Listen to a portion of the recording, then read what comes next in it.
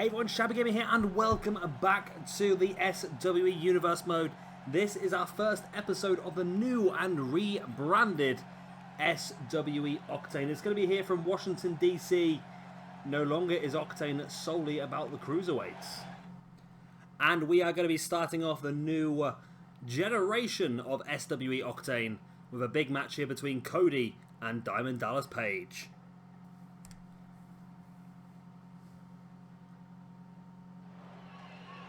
And here we go, the first match of the new rebranded Octane. Again, what do you think of the arena? It's a little bit different once again. We've gone for a purple mat, which is a new thing for me. I sort of like it, I'm unsure. I think it will grow on me. Just like this brand new Cody call. Of course, no longer called Cody Rhodes on the indie scene because he's not allowed to use the name Rhodes anymore. So he is utilising the Soul Cody. I've gone for the new attire as well, which is a combination of his indie attire. Wearing, of course, the black leather jacket synonymous with Bullet Club. There's his Bullet Club logo down the back of his trunks, or the back of his shorts, should I say, on that t-shirt, which I actually have that t-shirt. It's pretty cool. So, of course, the ranking system is in place, and, of course, if you want to see the way the rankings currently are, then, of course, nip over to the link in the description below. I would suggest you wait until the end of the video, though. Otherwise, you'll probably find out the results for later on this evening. Talking of later on this evening, what have we got for you now? We've got 4 more matches for you after this one, of course. We've got another 5-match card. And they're all pretty interesting, actually, because the next match is going to be a triple threat between Sheamus, Pete Dunne, and Jack Gallagher. Of course, 3 guys are all European. Now, Octane is going to be the home of the European Championship. Therefore, those 3 guys will be challenging each other in a qualifier match. Now, the winner of that match will go on to our first pay-per-view to take on the winner of next week's match, which will be Cesaro, Noam Dar, and Mark Andrews. So, essentially, we are going to be crowning our first European champion at that first pay-per-view. Also tonight, we're going to have a similar vein of thing, really. We're going to have Lita versus Carmella versus Rosemary versus Emma. And the winner of that will go on to face off against the winner of Sexy Star versus Taya versus Ruby Riott versus Brie Bella, which will take place in a couple of weeks' time. Again, that will be at the pay-per-view to crown our first Octane Women's Champion. And then also at our first pay-per-view, we are going to be having an Elimination Chamber match to crown the first Octane Champion. This evening we will have our first 2 qualifiers for that. We'll see Jay Lethal taking on Ric Flair and Kenny Omega versus Rey Mysterio Jr. The winners of both those matches will go into that Elimination Chamber match. And over the next couple of weeks, we have a few more matches lined up to add a few more people into that match. Talking of matches, of course, we did have a couple of dark matches here this evening, as always. We saw Jinder Mahal and the Singhs unsuccessful against the New Day. The New Day picking up the win there, which means that the tag team of the New Day will get their 10 points, but because it's a dark match, it will be half to 5. And, of course, all 3 members of the New Day will get 3 points for winning that dark match as well. Also, the Hype Bros defeated the Golden Truth in a tag team match, so once again, the Hype Bros will get 5 points as a tag team and 3 points each as individuals. On to the main card, of course, the winner of this one will get 5 points, the loser will lose 5 points. The same way the whole way through the night. Actually, no, it will change a bit, because Sheamus, Pete Dunne, and Jack Gallagher is a triple threat, which means it's worth 10 points to the winner. And Lita, Carmella, Rosemary, and Emma is a fatal 4, which means it's actually worth 20 points to the winner. And, of course, Kenny Omega versus Rey Mysterio Jr. is the main event, so double points are on show for that match as well. So it's going to be interesting, I think, the way the ranking system is going to work. And like I said, it's not going to be rigid. We're not going to have to stick to it. Whoever's number 1 in the rankings is not necessarily going to be the man to get the championship opportunity, but it is going to give myself and PJ Toby a sort of indication of who we should be putting forward and who's doing well and who's struggling, basically.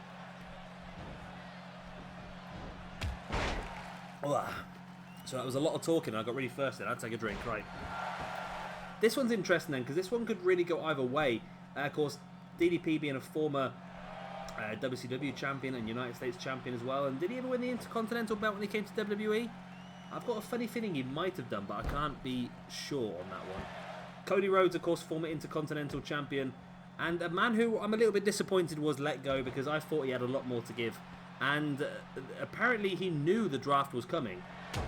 The staff and the wrestlers knew the draft was coming, and it was pitched to Cody Rhodes of some sort of schizophrenic gimmick where Stardust will be on one brand and Cody Rhodes, the actual wrestler himself, will be on the other brand. And I don't think Cody was too impressed by that. And to tell the truth, he's doing so well on the indie scene now, why would he?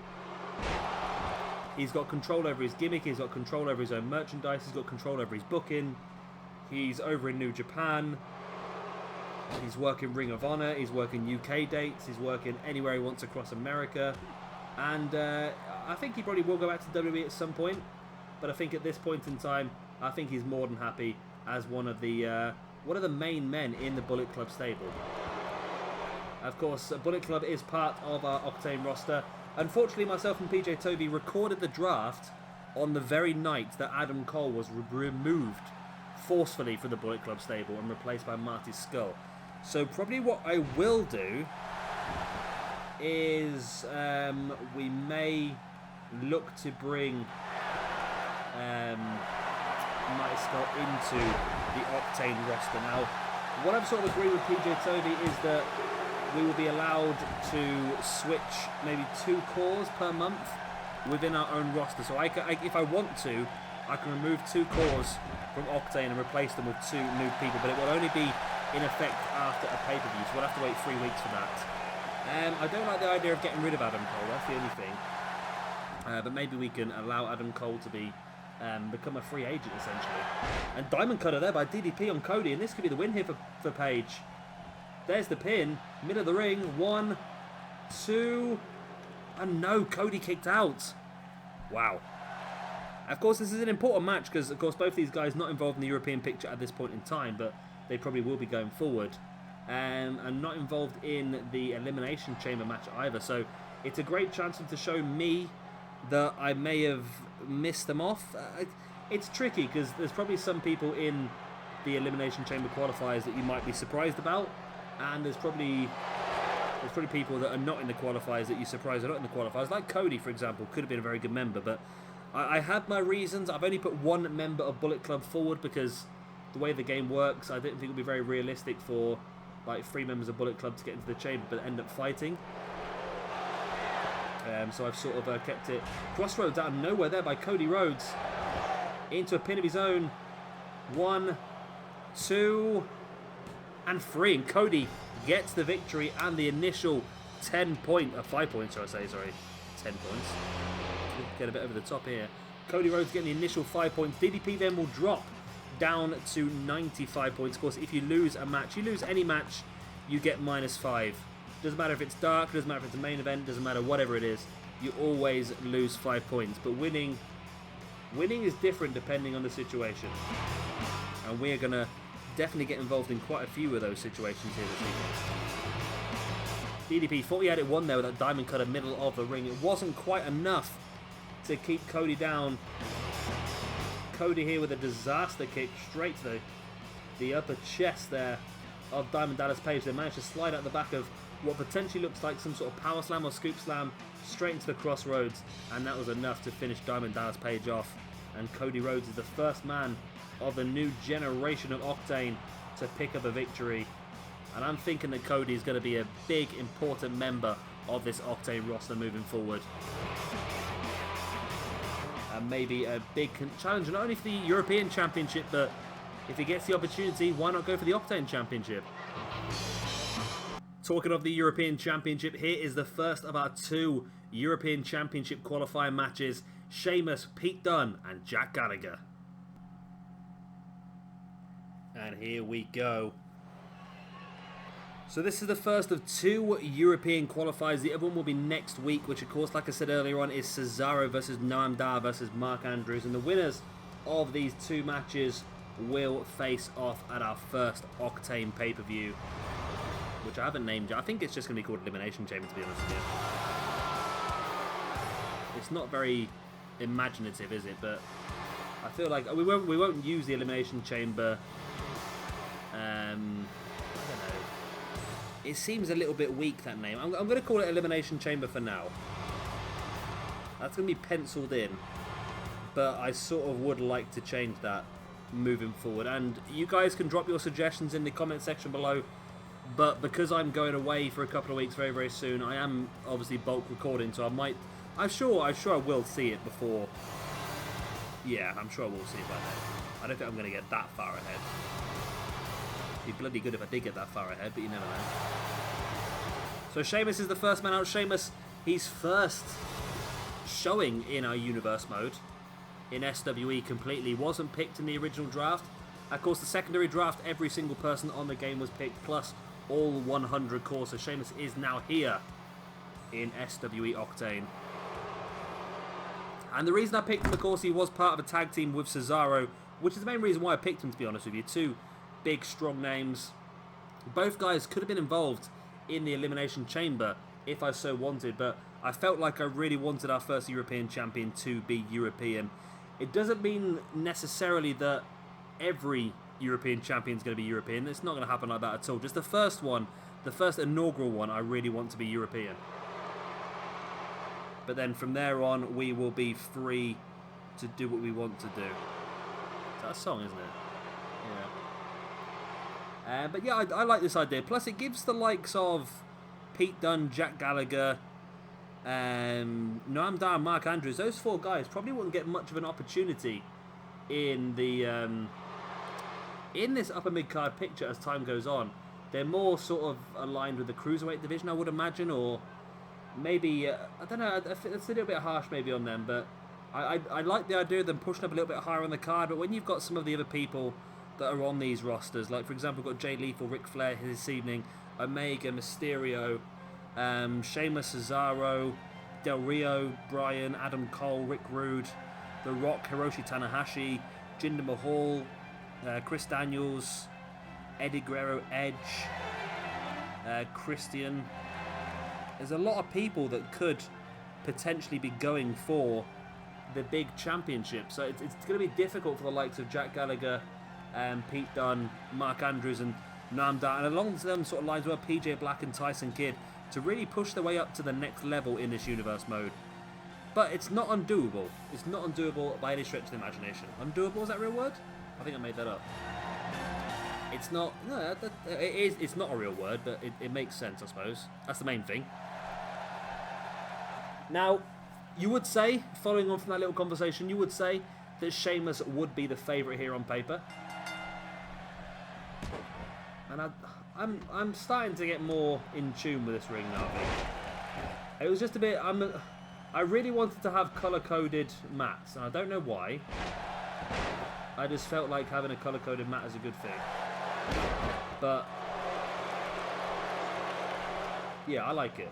I do like it. Let me know what you think in the comment section. Anyway, do you like the arena? Do you like the changes we've made? And do you like the idea of the rankings? I like the ranking system because I think it gives us a lot more structure. Because it means now that every single match we record has a reason. And I think that is a good thing. And I like the way that what me and PJ Toby have done is we've not wrote the entire month as such, but we've sort of structured quite a lot of matches to use up until the pay-per-view. Still going to let the universe mode develop and sort of evolve by itself, but we've sort of made a bit more preparation going forward, so we are a bit more structured and we can sort of talk about what's going to happen next week and so forth, and I can also keep track of the rankings that a lot easier. Oh, what a move that was by Jack Gallagher. And I would be disappointed if both Jack Gallagher and Pete Dunne did not make it onto 2K18. I'm going to imagine that they might end up being DLC, but I can imagine what 2K might do, and Ukes might do, is I bet they end up releasing 205 Live as a DLC, and I bet they end up releasing the UK tournament as a DLC as well. And then maybe a Hall of Fame DLC. That would be the sort of thing I expect them to do. And it's not a good thing, it's not the right thing for them to do, because we should be getting all these people straight away, because the thing is, the UK Championship is now a recognised championship in the WWE.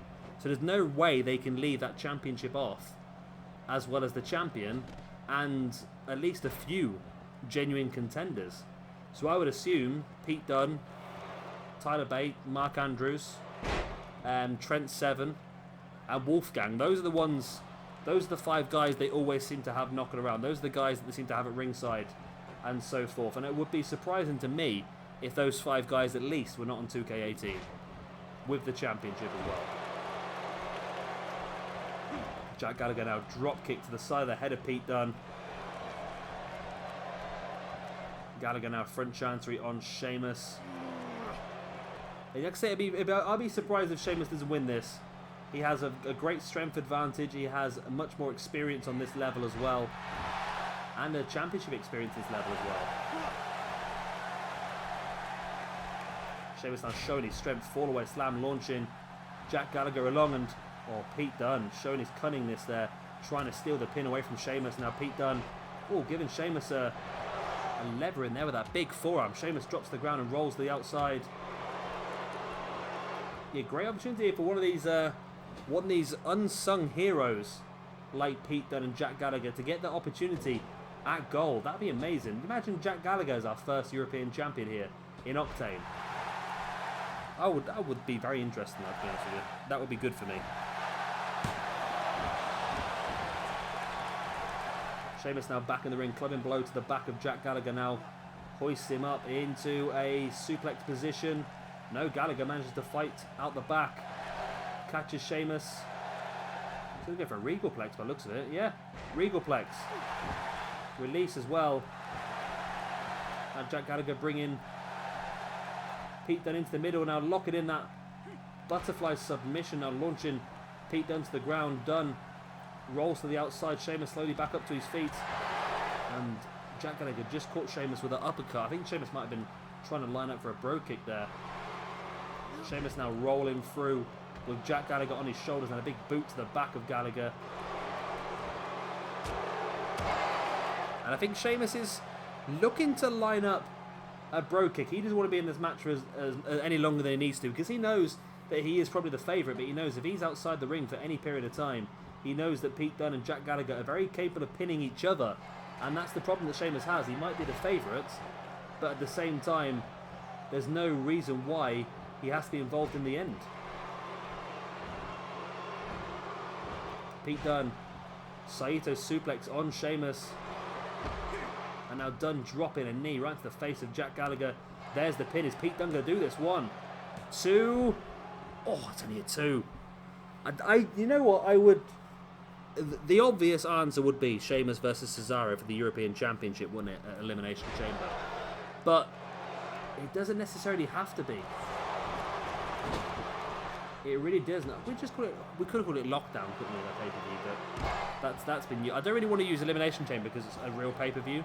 But then Lockdown is a real pay-per-view as well, isn't it? So that doesn't really make much more sense, does it? There's the pin now by Sheamus. Only a 2 count.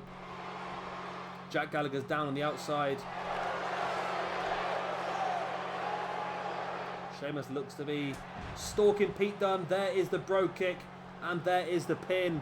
Gallagher's down. 1, 2. Oh my God, Gallagher got there at 2 9/8. Gallagher got there to break that pin.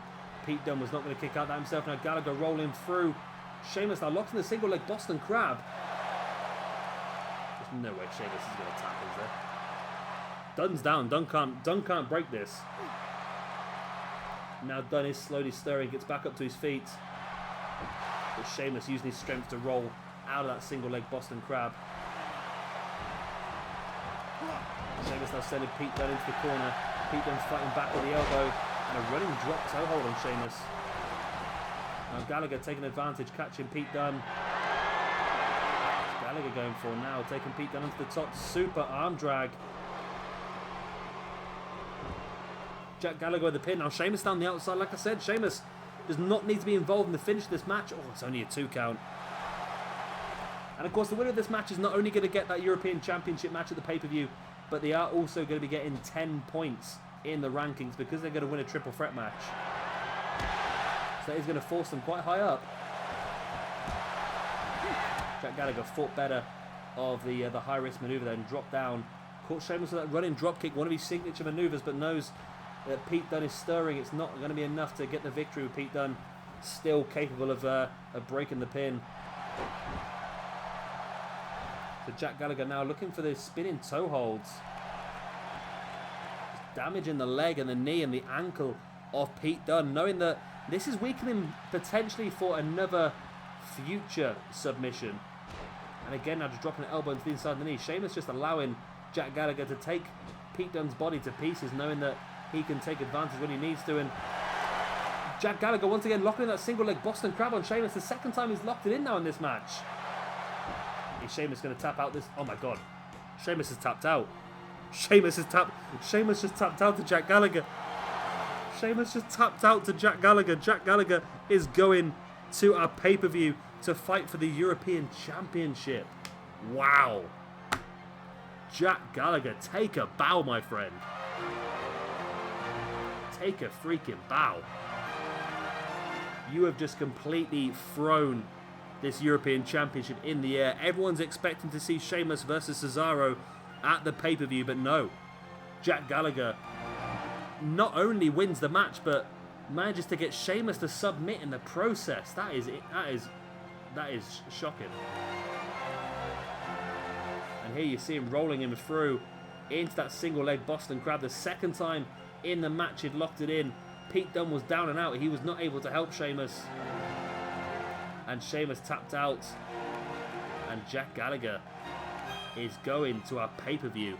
He's going to Elimination Chamber. He's going to Lockdown. He's going to whatever the hell we're going to call this pay-per-view. Let me Google some names. Wrestling PPV names.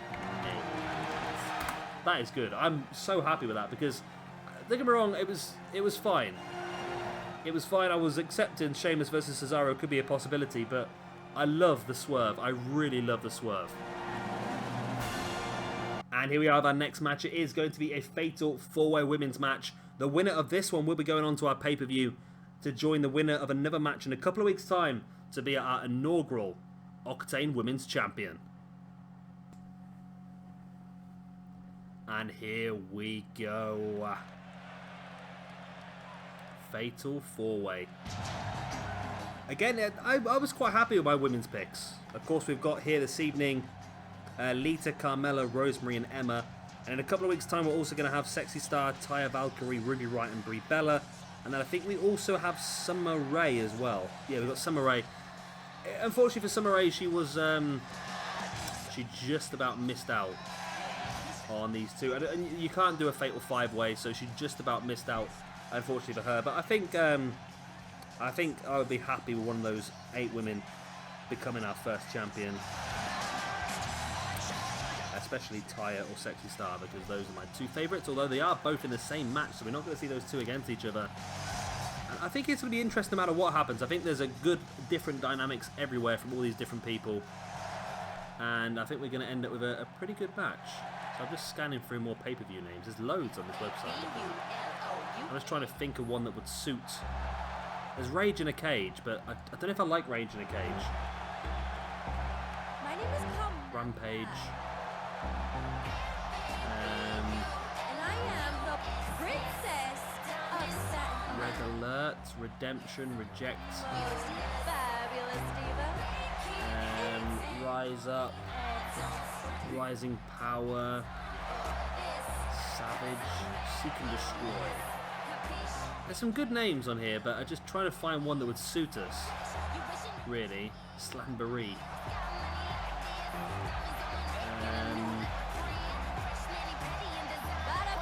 Soul Survivor. I like Soul Survivor because it would be an Elimination Chamber. You would have a Soul Survivor. Maybe we could just call it Survivor. SWE Survivor. I don't like that. Soul Survivor. I don't know. It's good, but it's more of a tagline than it is a pay-per-view name. I don't know about that.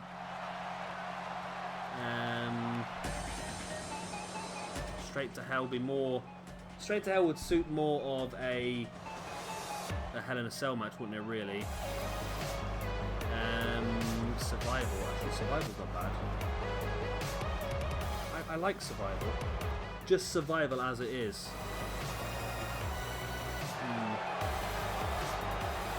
There's also the Survival, then the Survival of the Fittest.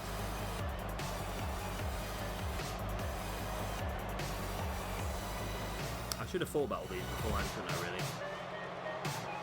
Warzone. Warzone's not bad. War Games isn't bad. Who's next? It's not bad either. Wildcard, Wildfire, Wipeout, World War.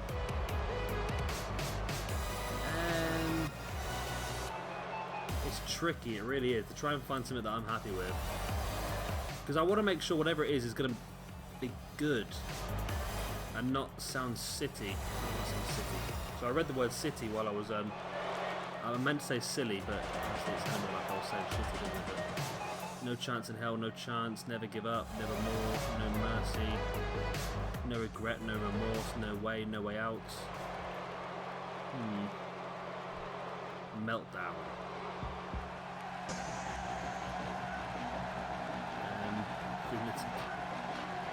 Asylum. Asylum? Does that... Could that work for a pay-per-view name, Asylum? It's not on this list, but it can't work for a pay-per-view name. Asylum. I could go for Asylum.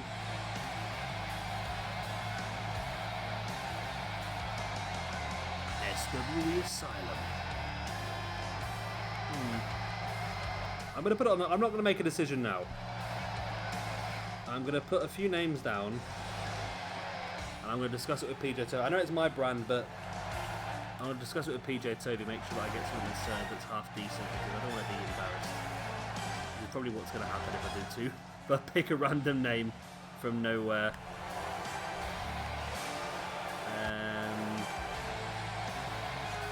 Emergence is not bad, because it's the emergence of Octane. Eve of Destruction. It's got to personify a new start. It's got to personify new champions.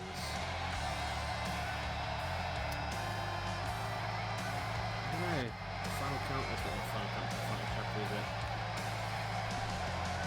Fire your guns, flirting with disaster.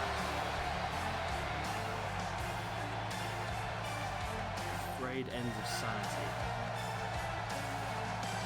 Gangster's Paradise. It's tricky, isn't it? It really is. I don't want to use anything that's been used already, really. Hostile City Showdown, that's an old ECW show, I think. Hungry for Gold?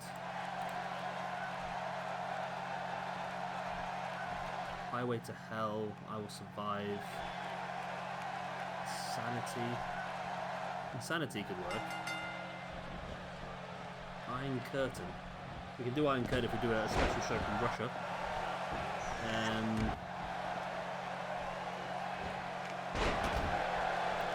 Oh, it's time, that'd be a decent one. There's something else I can plan. Last Rites, Last Stand. Yes, it's locked and loaded. There we go. I like it. Locked and loaded. Locked in the cell. Loaded with talent. I've got it. I think I'm going to go locked and loaded. SWE locked and loaded. I think we're going to go for that. And it probably is. I don't know. It's just that's the one that I've looked at and gone, you know what? I like that. Because it does make sense. I want to try and make a lot of the pay-per-view names make sense to what is going to be happening on the show, and I think Locked and Loaded is a good one. I do, I like that. So enough about pay-per-view names. Let's get back to the actual show that's going to define who's on the pay-per-view. So who is going to be joining the winner of the other women's match in a couple of weeks' time at Locked and Loaded? So what I've done similar to what I mentioned on Mayhem with PJ Toby. We've sort of penciled in matches for the whole, well, not for the whole month. We've penciled in matches all the way up until the end of the next pay-per-view, which is, of course, in Octane going to be at week number 3 of the month. So this week we've got Adrenaline. Next week we've got Throwdown. Week 3 we've got Octane. Week 4 we have Mayhem. So I've penciled in all the matches. Now the reason behind doing this was to, one, make sure we got all the qualifiers and the number 1 contendership match and all that sort of stuff done, ready for the pay-per-view, and we managed to mix it around a bit more, make it a bit more interesting.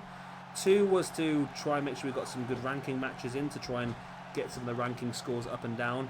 And the 3rd reason was to make sure that everybody on the roster got at least one match before the pay-per-view. Now, that one match might not necessarily be on.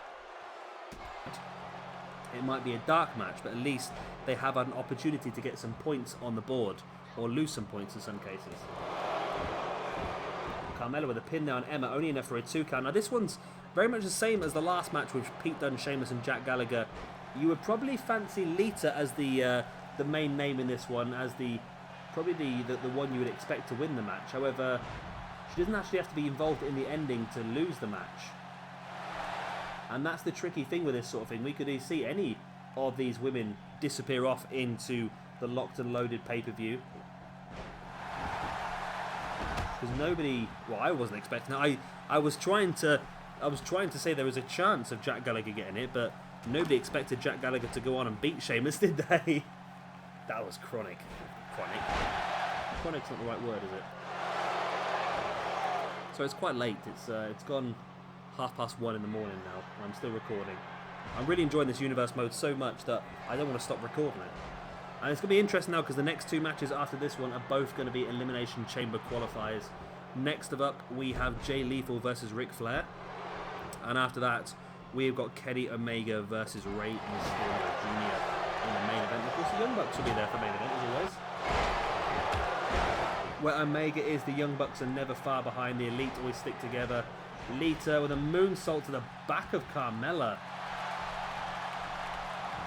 But there's just too many people in the ring at once for Lita to really go for the pin and take advantage of what she's done. But now Lita has everybody down. She probably wants to go for the pin on Carmella though, because Carmella was one she hit with a moonsault. Rosemary back up there with the arm breaker on Lita, and I think Rosemary would be the one sort of person that I would expect apart from Lita to win this one, but you never know if Carmella or Emma could steal away a victory here. That will be really interesting. So of course here on Octane we have 2 champions still, and we managed to bring over from Series 1. Those champions are Sin Cara, who of course won the Cruiserweight Championship away from Neville at SWE Evolution in the main event of, the main pay-per-view of Series 1. And of course we've also got the Time Splitters, the Tag Team Champions. They were the Cruiserweight Tag Champs, but we have rebranded that belt now to the Octane Tag Team Championships, and they will be defending that belt at the Locked and Loaded pay-per-view against the winners of a Tag Team No. 1 contendership match, which will take place in a couple of weeks' time, and that will be the Young Bucks versus the Revival. So we've got a lot of stuff planned in, and I think that'll be good. I think once we've got a couple of months into this, we won't be so rigid, and I won't be telling you exactly who's going to be facing off in the No. 1 contendership, because the rankings will sort of give us an idea of who should be going for it. And that's the good thing about this as well. Oh, Carmella has Emma locked in the submission, and nobody is around to free Emma. Is Emma going to tap out? Rosemary's up, just about getting up now, and she does break the submission. Wow. Carmella could have been going to Locked and Loaded then. There's the pin by Rosemary now on Lita. Only a 2 count. Carmella making her way up onto that top rope. And Emma was starting to stir. And Carmella decided against what she was going to go for. All 4 ladies now back in the ring. Carmella now sending Emma over the top rope and crashing to the ground below. And Carmella's going to join her out there as well. DDT there by Lita on Rosemary. And this is a chance for Lita here. She's in the ring alone with Rosemary now, lining her up potentially for a twist of fate. Carmella and Emma fighting on the outside. There it is. There's the pin. Carmella now sees it. Referee was very, very slow, and I think the referee being slow, the referee being so slow to that has allowed Carmella just about enough time she needed to get back in the ring. Lita with a moonsault on Rosemary. Now Carmella, if you can take Lita down here quickly, you've got a chance of getting this pin on Rosemary. But no, Carmella taking too long, and she just thrown Lita over the top rope. She maybe could have stole this one. Superplex by Carmella. Now talking about stealing it. Emma, they're going for the pin. Oh, Emma nearly stole it. Carmella was still attention on Lita, and Emma nearly stole this one.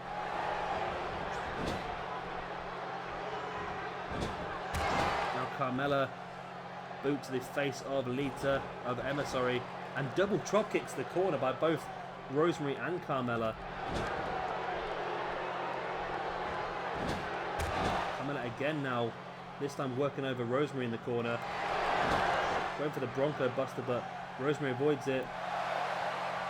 Now Rosemary's starting to line up Carmella. Well, I think Rosemary was looking for some sort of green mist there. But Lita was in to break it up, and it's all going a bit haywire now with these four ladies.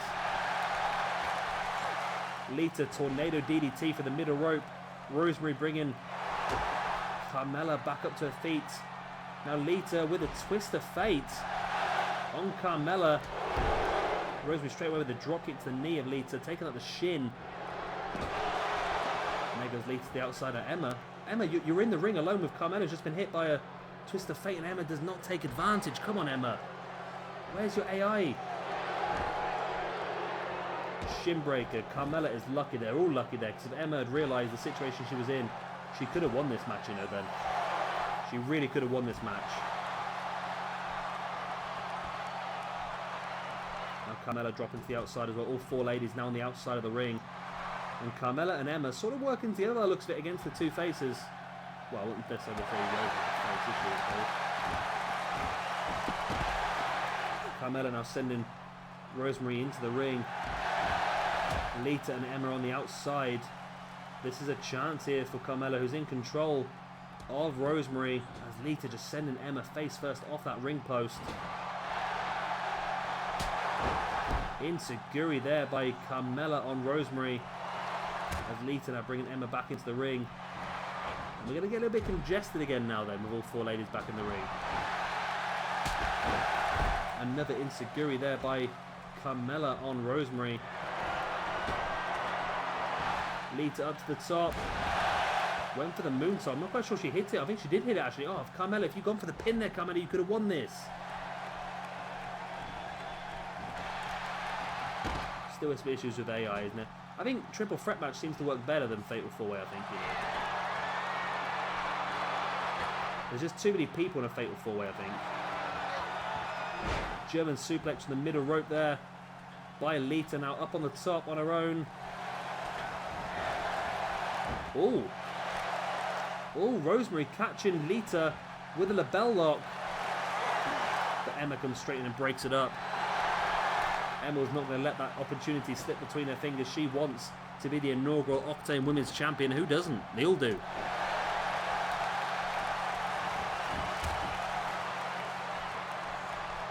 Emma now with a Saito suplex on Lita.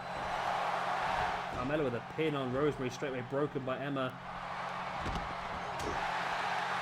Emma with the right hand now. If one of these two ladies can get a pin, that would be the Rosemary and Lita, the two favourites, are on the outside down.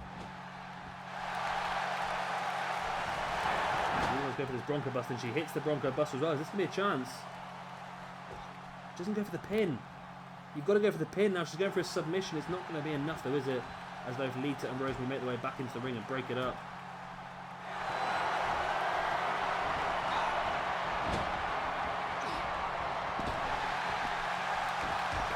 Oh, interesting. Emma locking in the Emma lock. As Rosemary and Lita fight on the outside. What is Emma? Is Emma's finisher a submission? It is a submission, isn't it? I'm not going mad. What is this? What is the finisher? Oh, there we go. The crossbody in the corner by Emma as well. Come on, Emma. This is your chance. You need to do something here to warrant getting a victory. Locking the reverse chin lock on Carmella. I can't imagine it's going to be enough to get the victory though. Referee's checking, but Rosemary doesn't seem very interested. Maybe she should be though. No, Carmella does break free. Oh, here we go, Carmella. Locking in the submission from Emma. Is Emma going to tap? Rosemary and Lita fight on the outside. Yes! Rosemary tried to break it up, but couldn't quite get there in time.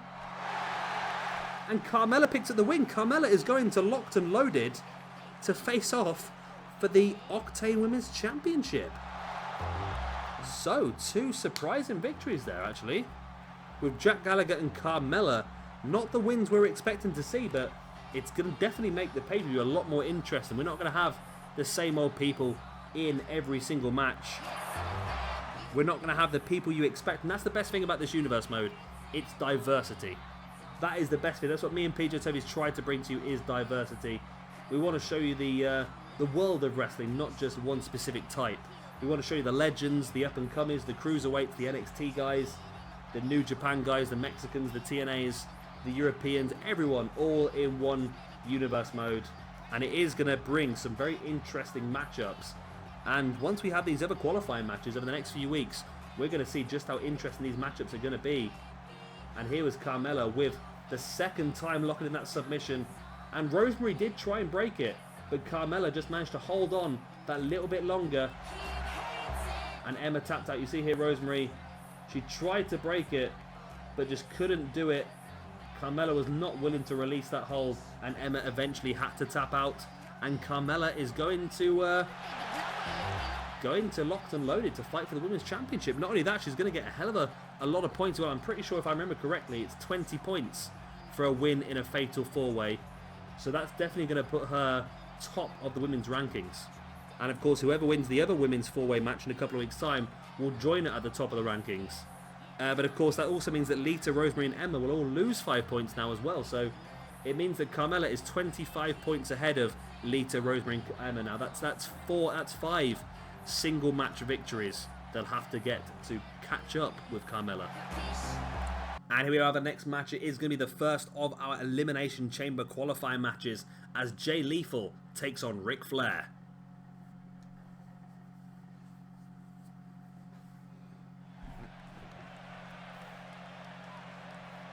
And here we go. Now, I've already had a couple of surprising victories so far this evening, but I don't think either of these next two matches will give us any surprise, because both guys in both matches are more than capable of winning against anybody on this roster, or anybody in this universe mode in general, really.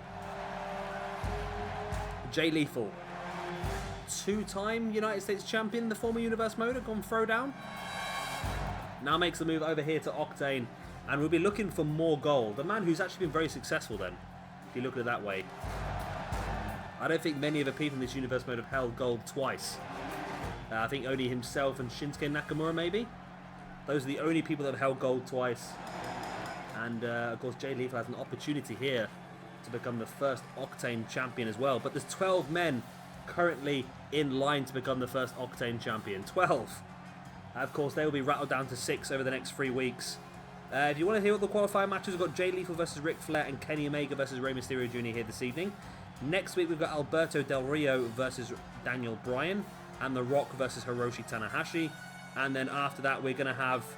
This is where you're going to really get me on this one, isn't it? Christopher Daniels versus Jinder Mahal, and Eddie Guerrero versus Edge. I know what you're thinking. Jinder Mahal has got an opportunity to get into the main event, but who knows? If he takes his opportunity, we can't blame him. He's got to take his opportunity, though, because the Christopher Daniels is not going to be easy. The current Ring of Honor heavyweight champion, Chris Daniels, is going to want to be inside the chamber at Locked and Loaded. Yeah, I like having a pay-per-view name in mind already, because it's a bugger trying to have to think about it. I'm going to have to think about it. I'm going to have to save that page and use some Rosemary. Pin tab. Let's do that. Woo! And here we go, Mr. Ric Flair. Now, how much would he love to be the first Octane champion? And I think I'd love him to be the first Octane champion, to be fair with you. I was never really a big fan of Ric Flair, but you have to appreciate how good he is. Or how good he was, should we say. He's not going to wrestle like this anymore, is he? But this, of course, is his early 90s. Sort of attire and look, and that was when he was really at his peak, having some fantastic matches in WCW. And he's hopefully going to have a fantastic match here this evening as well. And will the Fatal 4-Way be able to... Fatal 4-Way? Will the Figure 4 leg lock be able to get Jay Lethal to tap out and confirm Ric Flair a spot in that chamber? Ric Flair's forehead is already bleeding just thinking about the chamber. But you know what Ric Flair's like. I think Ric Flair's bladed more in his career than Abdullah the Butcher has, to be honest with you. And will be interesting. We can see Abdullah the Butcher very, very soon. I don't think I've got him scheduled to. Have I got him scheduled to wrestle this week? I don't think I have. I don't think I've got Abdullah scheduled for Throwdown to debut until. Well, you can find out tomorrow. But yeah, I don't think I've got him. No, I haven't. I've not got Abdullah due to debut until the first Throwdown pay-per-view, which is only a couple of weeks away. And oh god, I'm gonna have to tell you this because I'm so excited about this match. But Hardcore Championship match to crown the first ever Hardcore Champion in Throwdown. Fatal 4-way at the pay-per-view. Abdullah the Butcher, Bruiser Brody, Haku, and Cactus Jack. I'm dropping the mic and I'm walking out the room. That match is incredible. And that match is going to be brutal as well. Jay Lethal kicks the knee of Ric Flair. And it's a bit of old versus new here then, isn't it? Jay Lethal is still very much, I'd say he's up and coming. He's not really anymore, is he? He's probably at his peak now. Age-wise, you've got to think he's been wrestling for a very long time. He's at that sort of level in his career now where he's found himself a very strong position. He's in the main event picture of Ring of Honor. And he has been looked at on several occasions for WWE as well. And when he ever joined WWE, I can see it. I think he will eventually, you know. I don't know why, I just think that eventually he will be the man who will skip across and help build up other people in NXT. I don't know if he's going to have a full-time role on the main roster. But then again, I've said the same thing about Roderick Strong. But as Roderick Strong has spent more time in NXT, I just feel like he's growing and growing and growing. And we probably are going to see NXT lose Roderick Strong not too long. Probably about another year or so. And then Roderick Strong will probably move up to the main roster and be a force to be reckoned with on either SmackDown or Raw. Jay Lethal now up on the top rope as Ric Flair starting to stir. Jay Lethal jumping with a double fist to the chest there. It's like a double axe handle, but not quite as rigid.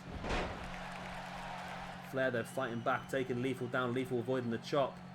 Back up on his feet, but Flair catching Lethal once again. And Flair with a hip toss.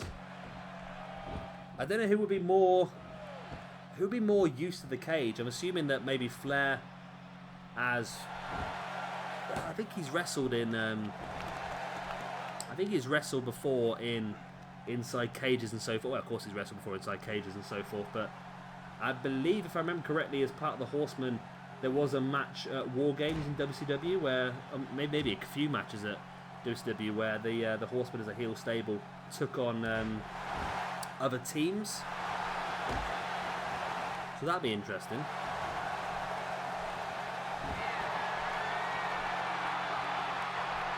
Flair now dropping the knee right into the face of Jay Lethal.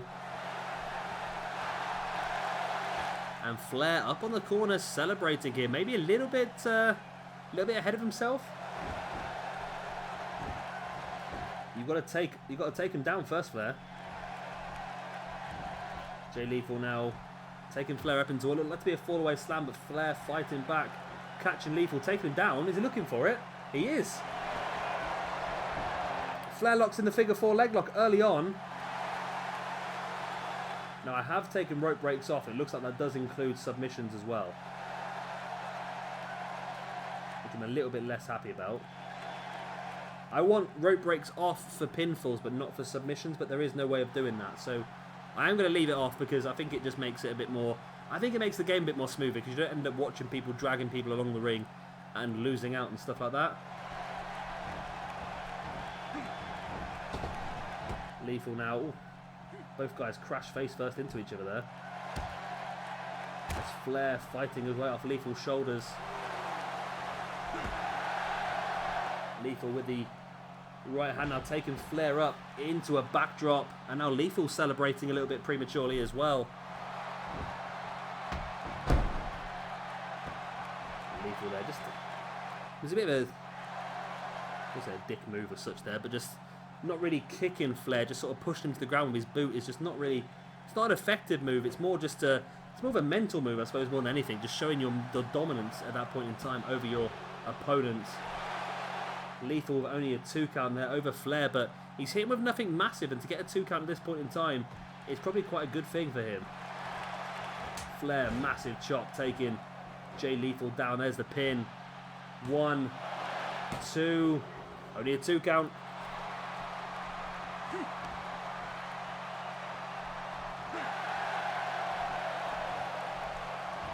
Flair now looking for an atomic drop. Bringing Lethal back up into that seated position now, just twisting the head. And Flair taking a very slow, cool, calm and collected approach to this match. Brings Lethal back up to his feet. Oh, looking for a shin breaker. This could be potentially setting him up again for another figure 4 leg lock. Flair now dragging Lethal middle of the ring. Dropping an elbow into the inside of the knee as well now again. Just weakening that leg for a potential another figure 4. But Lethal playing possum there, catching him with a jawbreaker. And a big uppercut as well. 1, 2. It's only a 2 count.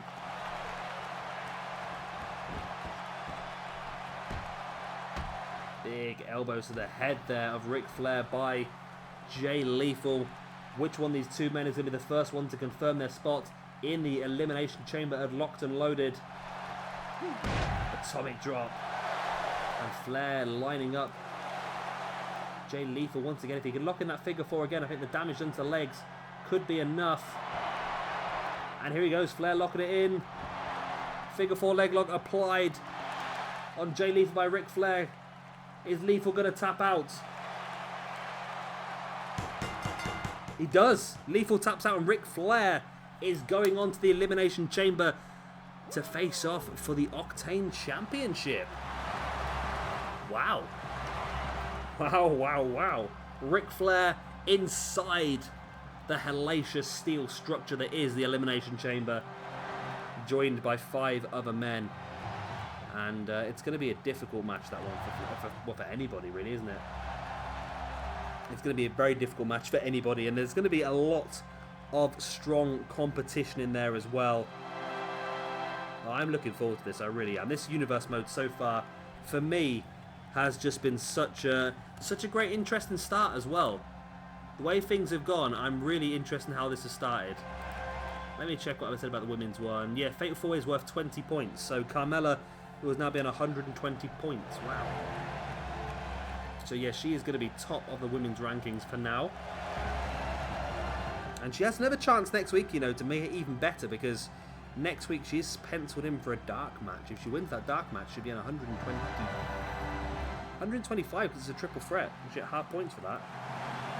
So Carmella could really take the whole Octane roster by storm if she so wishes. And here we go, main event of the evening time. Rey Mysterio Jr. versus Kenny Omega. The winner of this one will be joining Ric Flair inside the Elimination Chamber. And here we go. Of course, my first draft pick for Octane was Bullet Club. And we're going to take full advantage of him here. We've already seen Cody Rhodes this evening. Now we have Kenny Omega with the Young Bucks. Next week, Adam Cole faces off against Rick Rude one-on-one as well.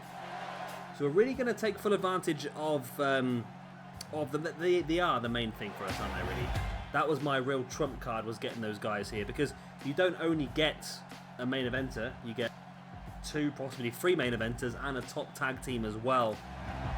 And of course, like I said earlier on, we're going to have to potentially look at bringing in Marty Scurll as well.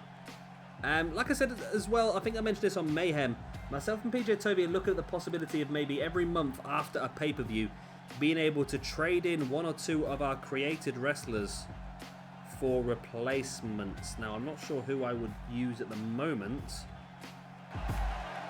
but there are certain people that I would like to bring in, including, of course, like I said, Marty Scurll, because if he's going to be part of Bullet Club in real life, then maybe we should bring him in to Octane and see what he can do. And the 5 people per stable, so Adam Cole would probably have to be forcibly leave again, but that would then possibly make him a free agent as well. Because I would imagine that I imagine that he would probably have to leave Octane altogether. But we'll figure this out as we go along. We'll figure it out as we go along. Now, this took a long time to load. I think Trio's entrances take a long time to load, I think. Ah, and it's not even the right entrance anyway. There we go. I got a new version of the Young Bucks. Look a lot better, didn't they? A lot better than the old version we had. Still not perfect, but a lot better. I think all three of these guys... Actually, no. The Young Bucks, I think, look a bit better than what I'm giving them credit for. So they're not perfect, but they are a lot better. And they actually look like who they're supposed to look like this time for a change, and not just comic book versions of those people. So I think when we get to see the Young Bucks in action in a couple of weeks' time against the Revival in the Tag Team #1 contendership match, I'm looking forward to seeing exactly how good they're going to be. But of course, they're always knocking around here and there. We'll probably see him next week as well at ringside for Adam Cole's match against Rick Rude. Of course, all three members of the Elite. And it's a shame 6-man tag matches don't work, because I'd love to have some 6-man tag matches with these three guys involved. But we would have to, if we put them in a 6-man tag match, we would have to simulate it basically. So we could do it. We could potentially have a dark main event. It's possible actually, isn't it, a dark main event? That's what they do in real life, don't they? Dark main events.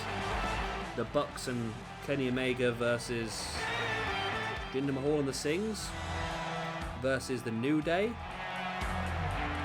versus... We can make some teams up, can we really?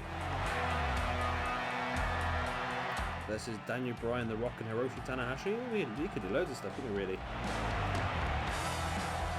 We've got to remember we do have Ricky Steamboat on this roster as well.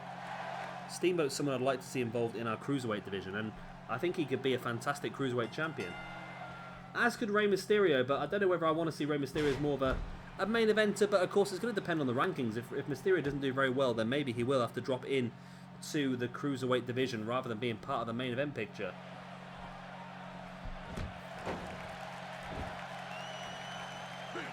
Rey Mysterio standing moonsault on Kenny Omega. Omega now rake to the eyes of Mysterio, now in, taking them up into, looks like a vertical suplex, making him think about it. Oh, and Omega just showing off here now with the squats.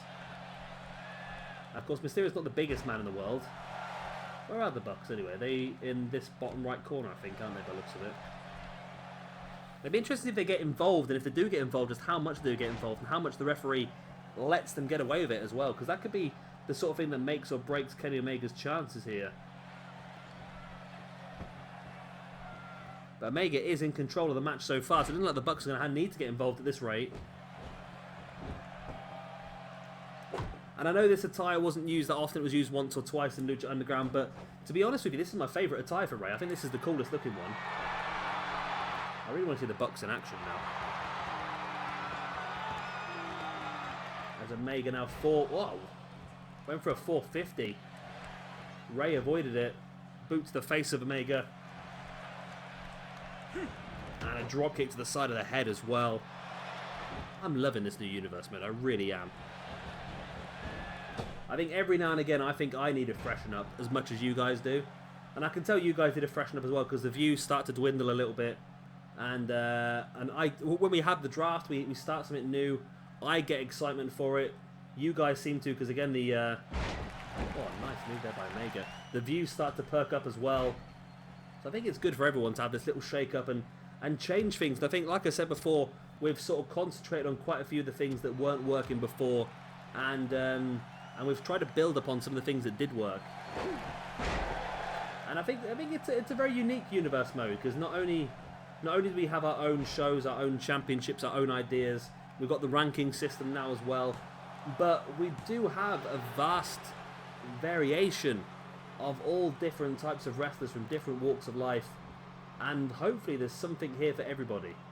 And if there's not, then let me know in the comment section below, and we can make sure we do bring something in for you. So I want to make sure everyone's excited for this. I want to make you guys as excited as I am to record this. It's not like me to sit. I've recorded so much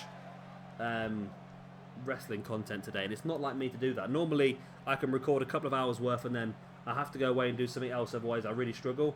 But today I've literally been at it for about 12 hours solid. Granted, I'm going away for a while soon, so I need to get ahead of myself, but I've not even wanted to stop. I've been so excited to... Like at the moment, it's now nearly 2 o'clock in the morning. And I should have gone to bed a couple of hours ago, but I decided I really wanted to record Octane as well. So here I am, I suppose. Ray now flip pile drive on Kenny Omega. It's not like Ray to be going for a flip pile driver, is it? And that never works, does it? The problem is I don't want to take it off him because it's the only way he's ever going to lock in that bloody 619 is by going by that Hurricanrana. And it's really frustrating because it's... Yeah, it's frustrating because I don't really want to take it off him, but there you go. Oh, Ray here. The frog splash, of course. Ray's very, very good friend, Eddie Guerrero. Harnessing the... Let's say harnessing the spirit, but it doesn't really work that way when Eddie Guerrero's actually in this brand as well. Maybe an Eddie Guerrero, Rey Mysterio tag team would be interesting. But Octane is very, very rich in tag teams at the moment. I think we've got 15 tag teams in all, which is crazy when you think about it. Omega with a pin. 1, 2. Only a 2 count. It's going to take something special to keep Rey Mysterio down here this evening. And evidently for Kenny Omega as well. Ray now the jawbreaker on Omega. And a drop kick straight to the knee. Ray springboarding over the top into a frog splash to the back of Omega. Dropping a boot as well. Really back and forth this match. But so far the Bucks, given their due, they've not got involved. Oh, Ray with a DDT on Omega. Omega now arm drag takedown, taking Ray down. Gonna go for a quick pin again. It's just a chance here for Omega to get a breath, I think. I don't think he expects to get the win there. But you're having a chance to lay down and sort of take a breath while your opponent is having to use up energy by kicking out, basically. Omega elbows to the shoulder of Rey Mysterio, now bringing Ray back up to his feet. Omega dragon suplex to the bridge. 1, 2, only a 2. Omega now showing off to the crowd. Is it a bit premature though? You've got to beat the man first. Oh, Omega, just a couple of right hands right to the face of Rey Mysterio, then just smashing him face first into the mat as Mysterio slowly getting back up to his feet. Oh, I forgot to fix this. We're going to call it the one-winged angel for now. 1, 2, and 3, and it is Kenny Omega going on to join Ric Flair inside the Elimination Chamber in a few weeks' time at SWE Octane's Locked and Loaded pay-per-view. Wow, what a night. And of course this is the main event, so it's worth double points. So Kenny Omega takes 10 from this evening. And it was a pretty even match actually. Both guys had an opportunity. I think if Ray may have been able to get that Hurricanrana in a better position, he could have gone on to win this one with a 619, but it wasn't to be for him, unfortunately. And it was a big victory for Kenny Omega. He needed that. The Dragon Suplex was a great way to start, folding Ray in half. Only enough for a 2 count. And then Kenny Omega decided enough's enough.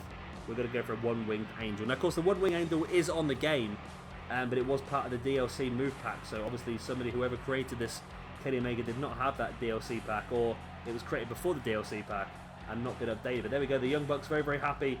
They know that Kenny Omega has the chance to become, would it be the first? It would be the first. He has a chance to become the first man to hold the main event championship in 2 different brands. Of course, the former Throwdown champion now has a chance here in Octane as well.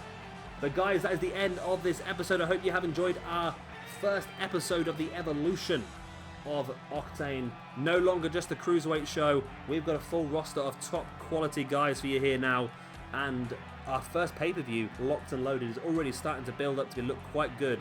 We know that Jack Gallagher is going to be facing off against either Cesaro, Noam Dar or Mark Andrews to become the first European champion on Octane. We know that Carmella is going to be facing off against either Sexy Star, Taya, Ruby Riott or Brie Bella to become the first ever Octane Women's Champion. And we also know that both Ric Flair and Kenny Omega will be inside the Elimination Chamber with a few other guys, Del Rio, Daniel Bryan, Rock, Tanahashi, Jinder Mahal, Chris Daniels, Eddie Guerrero and Edge. 4 of those guys will join Omega and Flair inside that cell, inside that chamber, to become the first ever Octane champion. So if you have enjoyed it, of course, hit that like button. It does really help us out. Of course, it's a brand new series as well, so let us know that you are enjoying it. And of course, if there is anything you'd like to see changed or built upon, then please let us know in the comment section down below. And of course, if you are new around here and you enjoy what you've seen and you're looking forward to see some more, then of course hit that subscribe button, and we'll see you again in a couple of days time for our first episode of, I think it's Throwdown. It is Throwdown. Our first episode of Season 2 of Throwdown. Bye.